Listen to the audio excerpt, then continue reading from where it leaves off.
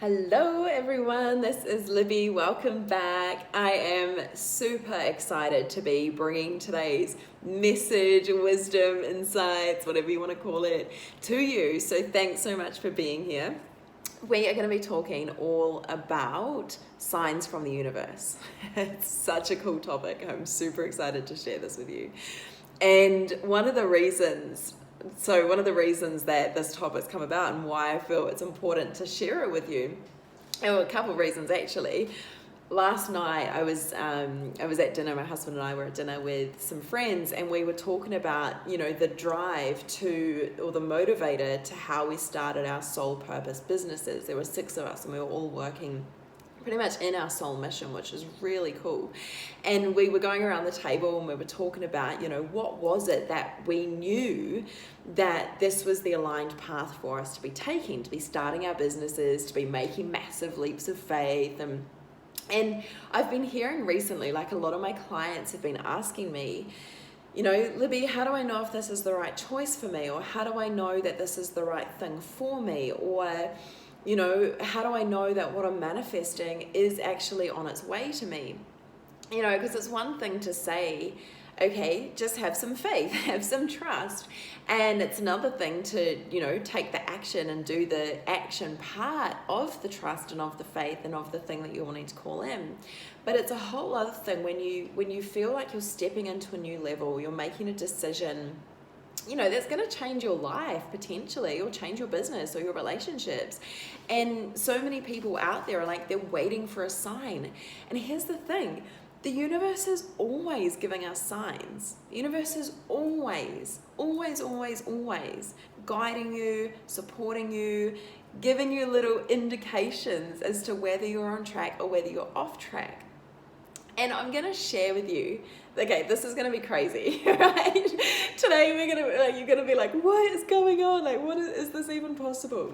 So I kind of knew, like, I've always known that there's signs from the universe. But when I really started my, deciding that I wanted to give back to the world more and help more people, and, I'd been 2 years sober at this stage. This is like 2.5 years ago. And I was like, right, okay, I know that there's more in this life that I want to do. I know that there is a massive purpose, and I know that there's people out there that I really want to help. And I just feel like if I could share from my heart everything that I've experienced throughout my sober journey, okay, this is 2.5 years ago. I'd just gone, I'd spent 2 years learning how to love myself sober, learning how to free myself from addiction, learning how to be human without needing to poison myself every time I went out. And it was really challenging. Those of you that have heard my story before, that. But if this is your first time here, welcome. But you'll remember, you might not remember if this is your first time here, but, 2016, I gave up alcohol. There were so many signs from the universe, literally, I will tell some of them to you over the coming, weeks, episodes, and you'll hear more and more about them. But there were so many signs over, years and years and years saying, Libby, you can't drink alcohol. Libby, you cannot drink. And I was a big party girl, right? So I was like, yeah, okay, universe, I hear you, but I don't hear you because I'm not listening. And, when I hit rock bottom, literally hitting rock bottom a couple of years ago, 4.5 years ago, 2016, I spent the first 2 years, really it was probably the most challenging years of my life, to be honest. It was gruesome. The healing journey, for those of you who have been through your healing journey, is not pretty. It was learning how to be alone with myself after I'd spent a lifetime, really. I started drinking when I was 13. I'd spent a lifetime, all my teenage years, all my early 20s, all my mid 20s, just escaping. So learning how to be human with myself and how to be human with other humans is really challenging. It's really challenging. But anyway, we're here now. And so 2 years into my sober journey, I was on a bike trip with my husband. We decided to cycle a crazy distance. We cycled the whole South Island of New Zealand. So those of you who know New Zealand, it's made up of 2 main islands. We cycled the south one, which is really long. It took us 3 weeks. It took us 3 weeks of cycling. And we were like, let's honor something. Like, rather than just cycling for 3 weeks just for fun, let's actually do it in honor of something. And so we were like, okay, well, let's honor the journey that we've been on to get to this point of having 2 years sobriety under our belt. And I'd committed to sobriety for a lifetime, so it wasn't like I was like counting down or anything like that. I was more like celebrating the milestones, right? I'm big into celebration. And so on this holiday, on this cycle trip, I don't know if it was a holiday, but it was definitely a trip, an adventure. Cycling for like 12 hours a day and camping is, I don't know if you could call it a holiday. It was fun. It was very fun. But I started journaling. That was when my business really was birthed and was born. And you guys are not going to believe this, right? It's important to give you the whole backstory so you can understand like how crazy and how just like insane the universe works sometimes. Like insane. So here I am, like we just started out our 3 week cycle trip. I think we were a few days in, maybe like 2 or 3 days in. And I'd been writing and I'd been journaling, and I was thinking, I really want to be sharing my message of sobriety with the world. I really feel like I can help people. Like I really feel like if I can overcome depression and anxiety and addiction, then surely if I can find happiness, and if I can learn to love myself through the most extreme, darkness that I'd encountered in my life, then surely like I need to be sharing this with people. And so I was debating, like, do I share this? Do I really start committing to sharing this? And these are my questions, like every single day. And again, like I'm so committed to my mission. I'm so committed to just like living an amazing life and helping other people do the same. And I was in a job at the time, which was amazing. I'd received incredible promotions. I was doing really well. And, I was leading people. I was helping people. It was a very good job. And there was this part of me that was like, yeah, but there's more like aligned. And I don't even know if I had this vocabulary available to me 2.5 years ago. Seriously, quantum leaping is a thing. And so here I was going, well, okay, I'm wanting to help people. I've got this message to share. What do? Do I just like start an Instagram and start a blog and share? Like, it's really vulnerable. Like, I don't know if I want to share that with the world. I don't know if I want to share the depth of my darkness and my even talk about my alcohol addiction. Like, I wasn't even really public with it. I wasn't even really open about that side of things, like that I even had an addiction at that stage.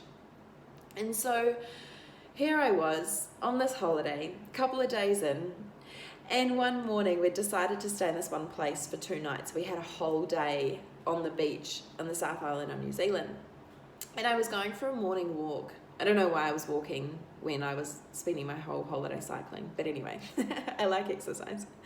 And so here I was walking on the beach at sunrise. And, I was thinking, okay, about my purpose and about, do I really take the leap? Do I really begin sharing this level of vulnerability on the internet in in an anonymous blog was what my thoughts were, or, on an Instagram. Well, I don't even think I had Instagram at that stage. And I was like thinking, it was all I could think about. I was obsessed with it. When you've got that knowing of like, do I, don't I? And you just become like, it's all you can focus on. It's all you can think about. And okay, this is the crazy part. This is the part you've been waiting for. All right. So here I am. The sun's rising. I'm walking on this beautiful white sandy beach in the South Island of New Zealand. And back to the campsite where we were staying. And this guy, like there's no one else on the beach, just me. This guy, all of a sudden comes from like, the sand dunes where you enter the beach. And he's wearing a suit. And this is like, maybe 6:30, 7 o'clock, about 7 o'clock in the morning. And he's wearing a suit on the beach. And so already I'm like, okay, whatever. So I keep walking, just mind my own way, mind my own business. And he's walking really fast, like kind of running. I'm like, what's going on? This feels really weird. It feels really crazy. So I keep walking. There's no one else on the beach. I'm starting to get a little bit afraid. Like I'm literally like, what's happening? What's happening? He's coming like in my direction. He's wearing a suit. It's 7 a.m. earlier than 7 a.m. There's no one around. What do I do? Okay, ignore him. And so I kept walking, trying to ignore him. And he walks, walks right up next to me and starts walking alongside me. And by this stage, I'm like, what is going on? Like, okay, I'm just going to ignore him. There's this crazy person. Yeah, I'm just going to keep walking. Anyway, he starts talking and he says, hey, I know this is really strange, but I'm the pastor of this church or the minister of this church. And what I do on my way to work, on my way to my day job, is I go out and I give a message from God. I'm a prophet. And I give messages from God to people. And for this morning, I'm just walking on the beach and here you are. And so here, I'm going to give you a message from God. And I was kind of like, I didn't want to talk to him. I was ignoring him. But there was something in him that made me engage in conversation. Like there was something genuine about him. And I think it was, I don't know what it was. Like I was raised Christian. And I have respect for religion. I have respect for churches. And to some extent, and so I heard this and I looked at him and he could obviously feel my hesitation. He could obviously feel like, oh yeah, this is probably pretty random for her. And so he looks at me and goes, you're really spiritual, aren't you? And I was like, yeah, I guess so. And I was like tapping into clairvoyance and really opening my spiritual gifts at this stage. So I don't want to say, like, yeah, I am. Yeah. Like, okay, I'm not even going to go into that today, but so I'm really apprehensive at this stage. And I don't know what it was. It was obviously divine order, but he kept talking. I could just feel the genuineness of his heart, and I could feel the light of his heart. And so I was like, yeah, okay, like, all right, if you're saying this is the church that you're from and this is where you are, and, giving himself a little bit of credibility, I was like, fine, I'll listen. And he pulls out these postcards from his backpack. He was wearing a suit with a backpack on the beach in the middle of nowhere, no one else around. And he pulls out these postcards and there's all these images. And he said, right, okay, so I want you to choose a postcard that resonates with you. Again, I'm not using exact wordings, but this is the energy of it.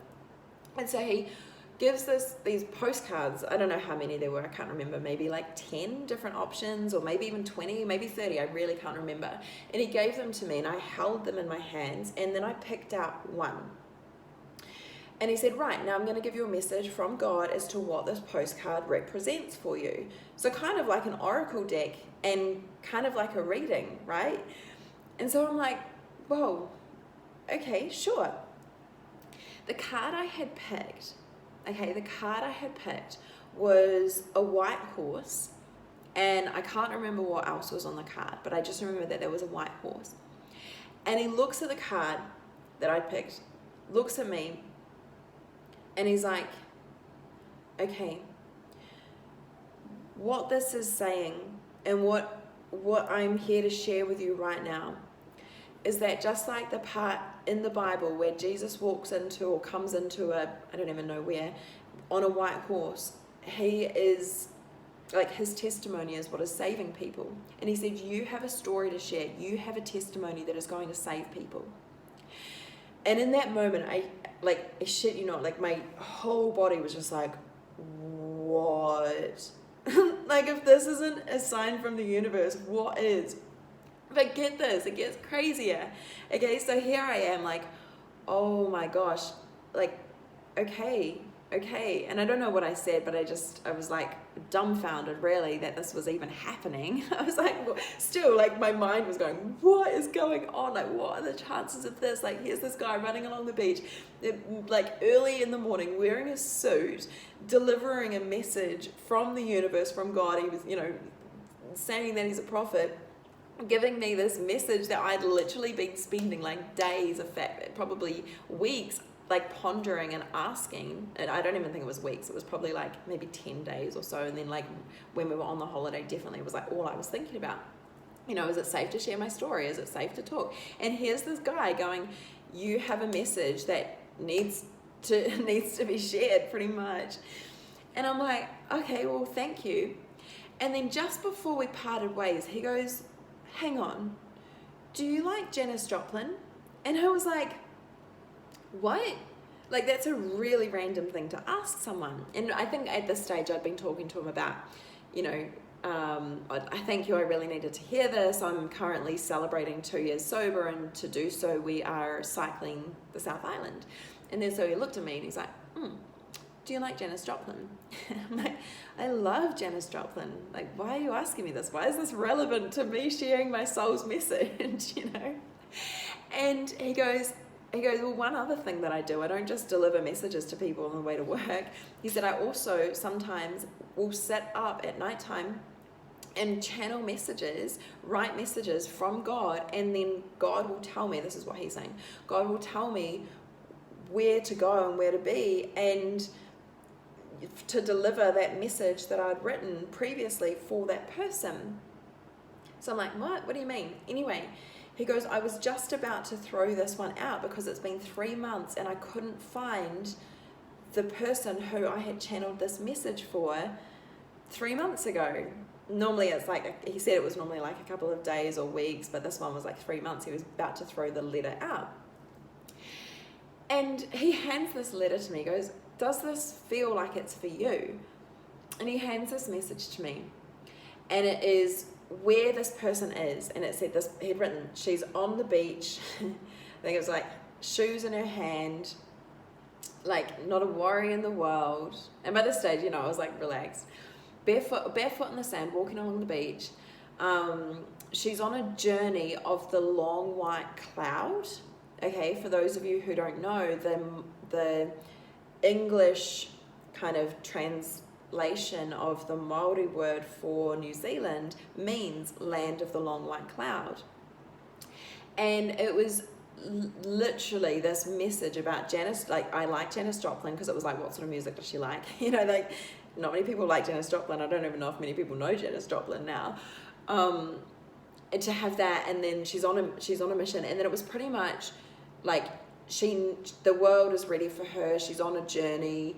Her message needs to be shared. Like this whole piece of writing that this guy had channeled 3 months prior to give to me, because he knew that there would be a woman walking on the beach barefoot who liked Janis Joplin, who was on a journey to share her message with the world. And so you guys, like, and this is crazy. I was like, what? Like mind blowing. Like this is the craziest thing that had ever happened to me in terms of, well, actually second craziest. I'll save the other one for another time. But the second craziest message from the universe, the sign from the universe that I needed. It was almost like, well, do I have an option? Do I have an option now not to share, not to step into this new level of vulnerability, not to share all this? And so I went back, you know, he was like, anyway, parted ways nicely. I'm sure he gave me the details of where I could find him if I was ever back in that town. And we parted ways, and I went back to the campsite. I told Dane, and it was kind of like, you know, when you have those experiences that are just so out of it. And I went back and I told my husband, and I was really excited, and he was kind of like, no, like, what? Like, that doesn't make sense. How is that? How did a guy just, like, what? It doesn't make sense. Anyway, that I've still got, in fact, like, I'm here in Bali right now, but I've still got that letter somewhere with, like, a box of stuff that I've still got in New Zealand. And I can't wait to find it and share it with you guys, because it's like, if you ever doubt that the universe is not working in your favor, look for the proof around you already. Look for the proof around you that is happening all the time, okay? And whether it is like triple numbers, like angel numbers, 1111, or, you know, 111, or 888, or 333, or whether it's like a white feather, okay? And there was another time, like, this was actually a couple of months ago, where I was like changing a lot of things in my business and in my life, and I was, you know, I was like, guys, like, I haven't felt you around for a little while. Are you guys still here? Can you show me that you're still here? Can you give me a sign that you're still here? And I completely forgot about it, and then I was standing on the ground, and all of a sudden I looked down and there's a white feather. This was like a couple of hours later, and I was like, wow, that's so cool. My guides are with me, awesome. A couple of hours after that, I was swimming in the river. I was at, I can't remember where, I was at an event, and we went for a swim in the river. And I was like sitting next to this rock in the river. And I know it's a river, and of course there's going to be feathers around, but there was this white feather right next to where I placed my hand. I was like, of all the places that I could have put my arm, of all the rocks that I could have chosen to sit on, I just happened to sit on this one where there's this like white feather literally just like sitting there. And I was like, yeah, okay, like cool guys, like thanks. And then that night at dinner, I had my dinner and there was no one else in the restaurant, like no one in the restaurant. And we'd sat at this particular table, my husband and I, we'd sat at this one table. And, you know, I always probably like you guys, I'm always like, where do I sit? Where do I want to sit? Okay, that one feels really good. I'll sit at that table there. It's got to have the right feel, the right energy, the right ambience and all of that. And so here I am, I'm like, right, sit there. And we eat our meal. And as we get up to leave, I always check to make sure I've got everything. The cushion that I had been leaning against for like 90 minutes or however long we were just sat at dinner enjoying each other's company, I looked around, it was covered in white feathers, like covered in white feathers. Okay, so there are so many ways, and when you begin to open your eyes and open your heart and see all the different ways that the universe is like literally sending you messages to remind you of how supported you are, to remind you of, you know, that you're on the right path, or hey, take a little turn here, or hey, like, so whenever you're seeing these signs, if it's like a number that means a lot to you, or a white feather, or perhaps like a song that comes on, or, you know, people like, often people can channel messages for you as well. So if you kind of like keep an eye out and then begin to really recognize what you've been thinking about leading up to that moment, or at that particular moment that you see the sign. And this is how you really begin to open up to new ways of manifesting, opening up to new ways of really stepping into your next level and really stepping into your potential.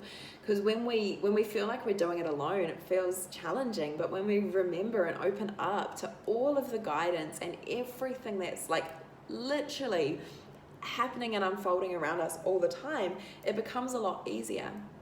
Now, without making this too long, there's one other thing that I really wanted to share, which is important in this as well, is often if you're manifesting something, or if you've got a goal, or you're working towards something, you might be going, okay, when's it going to be here? Or is it coming? Often what will happen, and when you begin to open your eyes and open your heart for everything that's unfolding all the time, you'll notice that when you're manifesting something consciously, and you're going, cool, this is what I'm creating right now. I know it's on its way to me. I know it's coming. I know it's unfolding. I know that I'm aligning to be in the right vibration, to be calling that in. Okay, all that jazz, right? There will be little signs that the thing that you are manifesting is on its way. Okay, and whatever this is, it might be someone coming into your field or coming into your experience that is already living or has already experienced the experience that you're manifesting, or they share a message with you, or you read something. And so it's like looking for the proof. Okay, because what happens is when we're manifesting and when we're living from trust and faith and, you know, of course, taking the aligned action, our minds are also wanting something to hold on to. So when you can begin to look at all the messages coming to you, all of the things that are unfolding literally every single moment of every single day around you, and you begin to keep an eye out for all of the signs and all of the ways that the universe is communicating with you, you'll be blown away at how quickly you begin to manifest, because you're giving not only your heart permission to, you know, to tune into everything at a more conscious level, but you're also giving your mind, your cognitive, okay, when you can work with the brain rather than trying to avoid the brain. I see a lot of people being like, get out of your mind and into your body. For me, I find that really challenging. I find it easier to work with my brain And so what I do is I teach my brain, look, hey brain, we're creating, multi-million-dollar business. Look at all the signs of millionaire around, right? We want to manifest, an amazing book publishing deal. Look at all of these authors that I'm calling into my field, all right? Look at this particular goal I'm working towards. Oh, yeah, now I'm seeing all of this. Now there's a part of it that is like, because you become more aware of it, there's a part of your brain which is called the reticular activating system. Okay, and so there's like, I always like hear this like, no, it's not necessarily a debate, but it's like, is it just that it's already there, but it's now that your brain's picking it up, which shows that it's in your field, which shows that it's deep in your subconscious for your brain to be recognizing all of these things, and also all of the random things that are happening. For example, if people are sharing something, or if you meet someone who's doing that sort of thing, like these are all messages and signs from the universe. So are you listening? Are you aligning to your highest potential and to your highest truth? Are you surrendering to knowing that it's all done, that it's all happening for you? And I would love to hear your experiences. I would love to hear what has been going on for you. I would love to hear all the random signs, or the amazing signs that have been happening for you, and what you're currently calling in, what you're currently manifesting, what you're currently working towards, and what divine guidance have you been receiving to go, yeah, that's for you. That is so for you, and it is a done deal. So that is all. There is so much that I want to share with you, but thank you so much for tuning in for another episode. I will be back next week, and I will speak to you then. Lots of love. Together we heal, and together we rise.